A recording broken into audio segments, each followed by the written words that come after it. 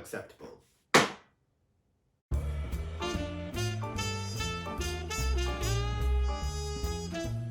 Hello!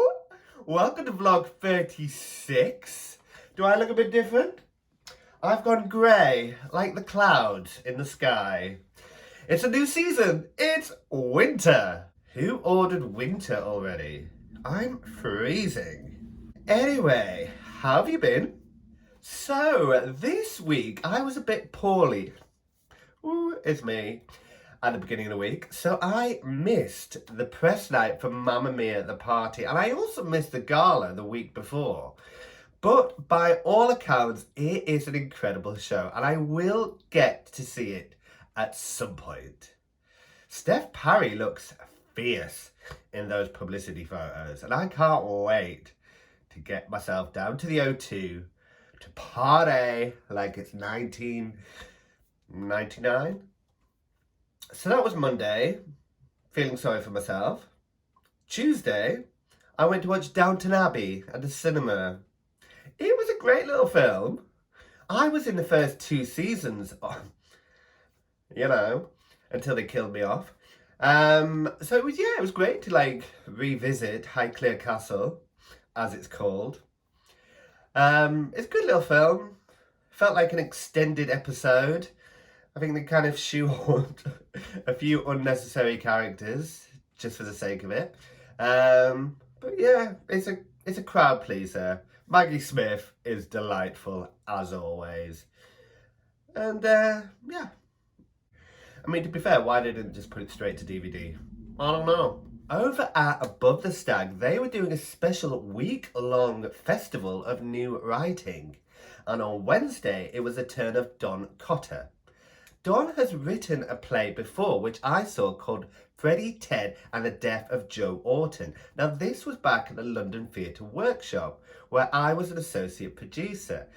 That play was incredible and starred Helen Shields, who's recently been in Coronation Street. I was really excited about watching this new workshop presentation of his new play, After the Morning. And it starred a few of my friends, including Josh Coley and Joe Wickham. Directed by Ray Rackham, After the Morning is a new play that examines the lives and love lives of 6 gay people. Now, this is part of a new initiative by their new artistic director, Andrew Beckett, and it is great to see the studio space being used as a platform for new writing. And afterwards, there was a Q&A with all the cast and the director.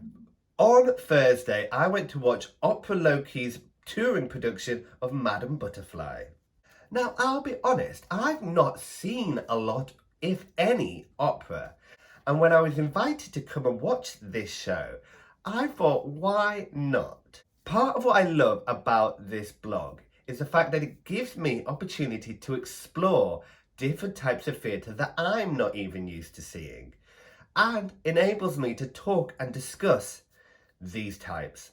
Now, opera has a huge fan base. I was really excited to give opera a stab. But to be honest, I probably should have started with a legit production. The problem with this production was that it was translated to English.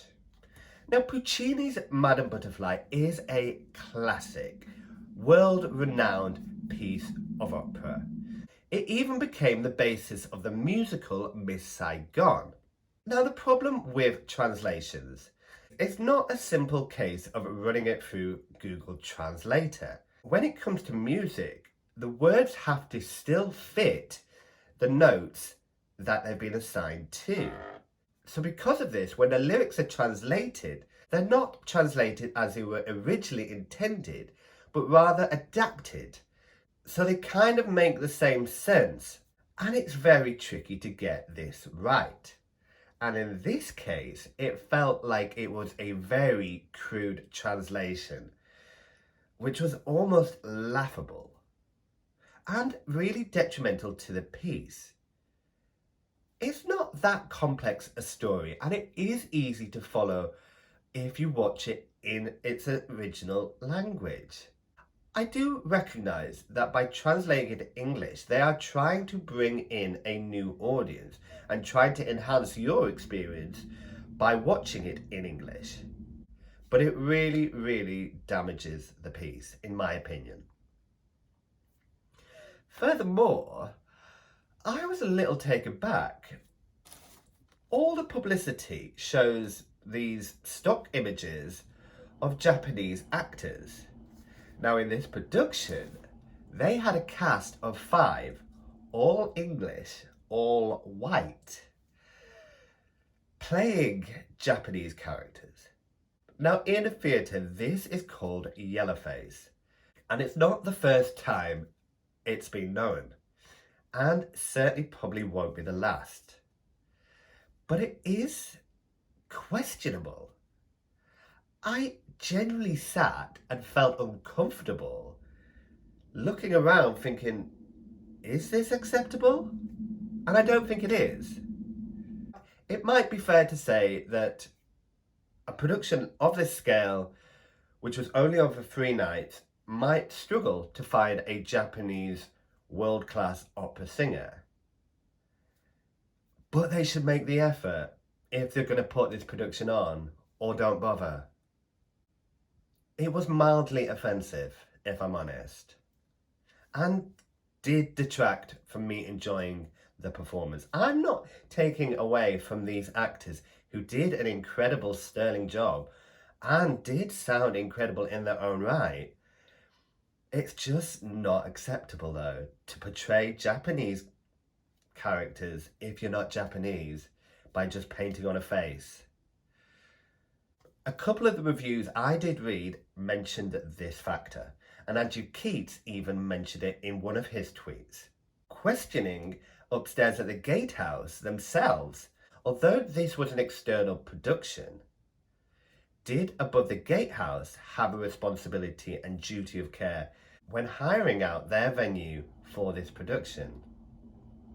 And within that, are they just as bad and just as much to blame?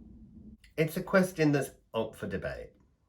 Like I say, for me personally, I would love to see more opera and definitely want to get involved more in different elements of theatre across the board. But this, for me, was a bad move as my first experience of opera. And I honestly cannot recommend it.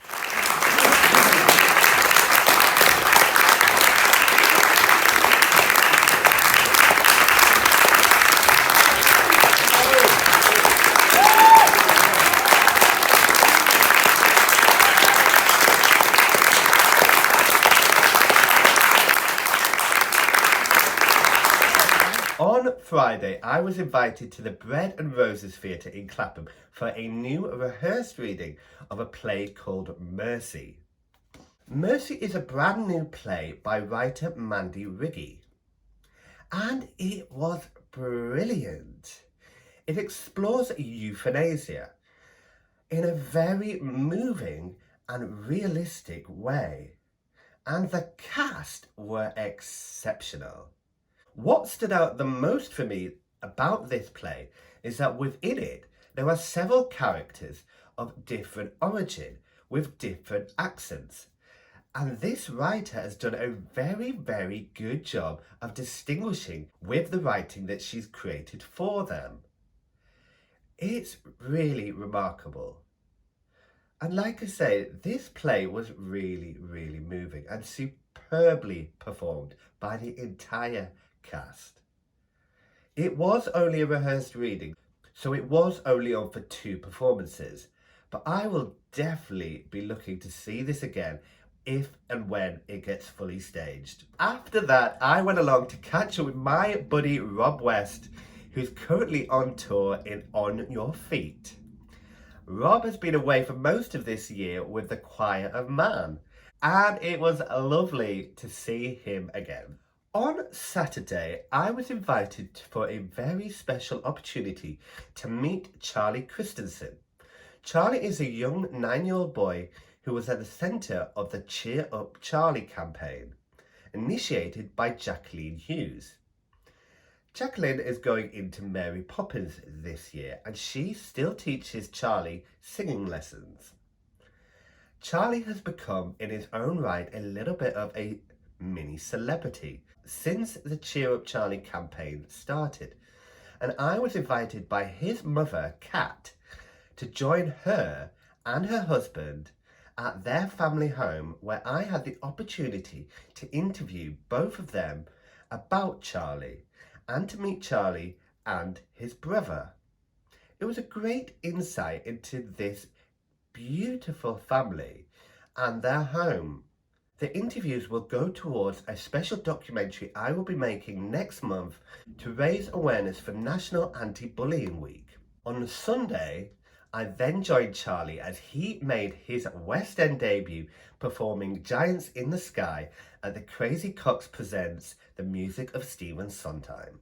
Like I say, you'll have to wait until next month to see all those videos. So that was it for this week. It's been quite a short one, but don't worry, I'll be back next week with a lot more, including some incredible performances from the one and only Charlotte Ann Steen and Adam Garcia.